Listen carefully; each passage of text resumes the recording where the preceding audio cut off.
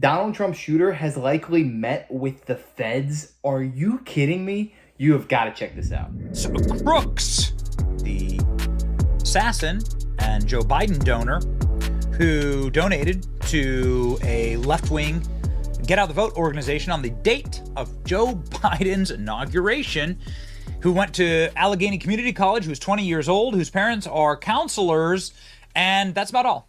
He appeared in a BlackRock ad, and then we know nothing else about him.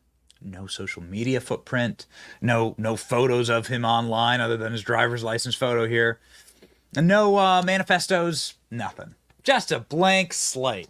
Isn't that convenient?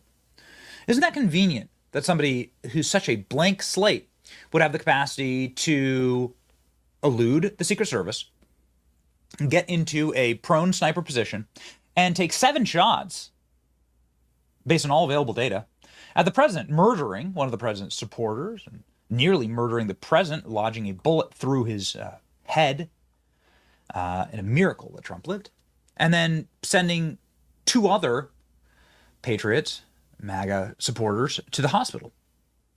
How did this 20-year-old elude the greatest protection agency in the world? Well, people are beginning to ask some very odd questions about the history of Thomas Crooks. Call me a conspiracy theorist, but the fact that a young 20-year-old man who contributed to Joe Biden's campaign had absolutely zero social media profile and he was in a BlackRock ad, that is too fishy. I don't buy that for a second. Almost every young person has social media, so the sheer fact they can't find anything on the guy shows to me one of 2 things. Either they scrubbed this man's record completely clean so that it couldn't be traced back to them, or number 2, they were planning this patsy for a very long time just for him to take the fall. Those are really the only 2 options in my mind. A little more of a complicated past than we thought. You know, the government wants you to think that he's just acting alone, the lone assassin, political motivation. Well, if that's the case, then somebody's going to have to answer some really tough questions, like why were there people who work right next to the FBI visiting Thomas Crooks' home a dozen times over the last year? So, can somebody please explain that? If that seems shocking to you, let me introduce you to the oversight project here of the Heritage Foundation.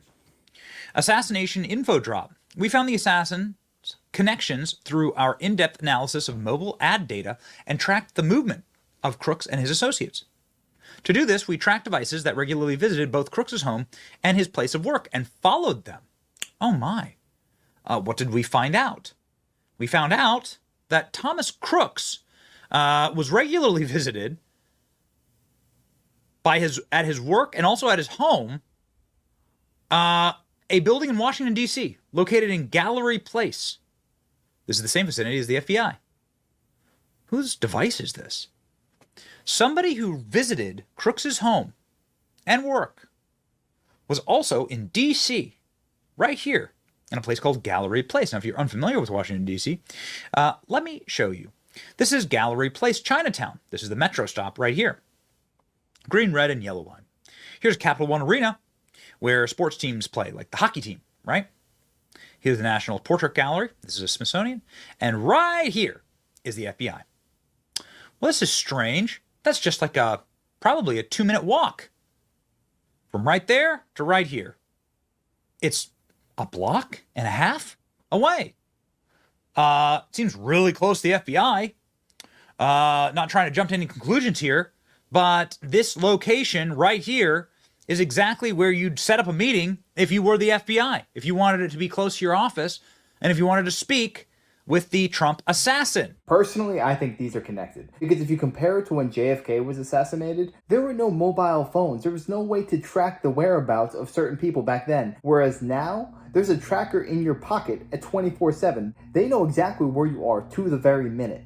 So when they keep repeating the fact that they can't find any information on this shooter's phone, I don't buy it for a second. Because if that was your phone or my phone, they would know everything about us within the span of 10 minutes. But for this lone crazy gunman, they can't find anything. I'm not buying it. Strange. So let's continue. Another device linked to Crooks visited Plymouth, Massachusetts. Wow. Why would they visit there? We found a device linked to Crooks that traveled to Butler, Pennsylvania on July 4th and July 8th. The device stopped all activity on July 12th, the day before July 13th, which would be the assassination date for Trump. So this device was scouting out the location, clearly, to kill Trump. On August 30th, the device linked to Crooks visited Allegheny Arms, where he bought the ammunition to kill President Trump. Here, the relevant locations within Bethel Park, Pennsylvania are both and all linked to Crooks' home and place of work. You can see his school, his work location, home location, Allegheny Arms and Gun Works. Well. For those who are tracking this type of data, we identified devices that were located at Crooks' home or at his work within the past year. There are at least 9 devices linked to these IDs. We're willing to cooperate with legitimate investigations for further information. We protect the whistleblowers of our investigation will not be shared further information with Congressional Task Force due to the connective tissue between that entity and FBI and U.S. Secret Service. If you have further information. So wait a second. So somebody who regularly visited Crooks and his home and his work also visited a building in Washington, D.C. What is this exactly? Really, really strange. Mobile data reveals somebody regularly visited Thomas Crooks, also visited a building near the FBI office. Worth asking some questions here. Why are we getting more information from the Heritage Foundation than we are from our own FBI or our own Secret Service director, Kimberly Cheadle, who just lied for 5 straight hours on the dais in Congress? A person who regularly visited Trump assassin's home, pinged by a cell tower within 500 meters from the FBI headquarters a year before the assassination attempt. What does this device belong to? Did the FBI meet with this person? Geofencing Thomas Crooks' home, you're able to track the phones that visited him. Crucial work because we cannot rely on the FBI to conduct the investigation. I witnessed firsthand how the FBI headquarters in Washington, D.C. protected foreign nationals who control American election software and send out our election data overseas. They prefer to have geopolitical rivals managing America's election administration. The FBI operates as a political hoax machine aligned with the Democrats and the establishment. Truth transparency will only come from private citizens and whistleblowers, so important. The plot thickens, says Dinesh D'Souza. The FBI has some explaining to do, says Kyle Becker. Another device associated with Crooks, detected in Massachusetts, and it stopped all activity on July 12th. Well, what do you know? Turned off his phone. Sneaky bastard. Really, quite alarming. Who already could have taken this guy out, and they didn't. So why? Up here on the building where the supposed sniper took his shot. It's not that steep at all. Just had a 70-year-old man back here climb up on the roof easily. See that water tower behind me? Had Secret Service or anybody had sniper teams up there, this guy wouldn't have made it 5 feet up this roof. He would have been taken out. Behind me, you see the windows that Secret Service was supposedly in the second floor of this building behind. Makes you wonder why they weren't able to quickly dispatch the individual. And then behind me, back over here where those red roofs are, that's where the stage was set up. That's where the president was giving his speech from. A lot of questions here in Butler, but we look forward to doing oversight and getting to the bottom of it and making sure it never happens again. Secret Service was, and this was the rooftop that Thomas Crooks crawled across. Army crawled for like 30 minutes.